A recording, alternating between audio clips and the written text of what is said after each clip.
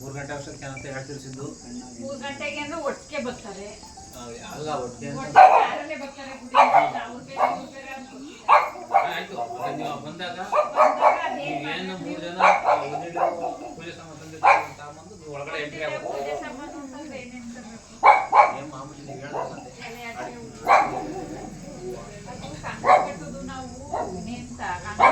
ಆಮೇಲೆ ಎಲ್ಲ ಕಟ್ಟಿಸ್ಕೊಂತಾರೆ, ಎಲ್ಲ ಬಿಡ್ತಿರ್ತಾರೆ.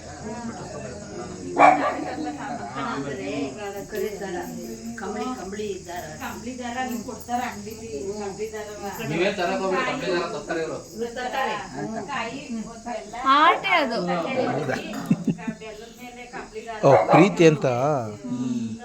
ಈಗ ನೀವು ಪ್ರೀತಿ ಕೈ ಮೇಲೆ ನಿಮ್ಮ ನಿತಿನ್ ಅಂತ ಬರೆದು.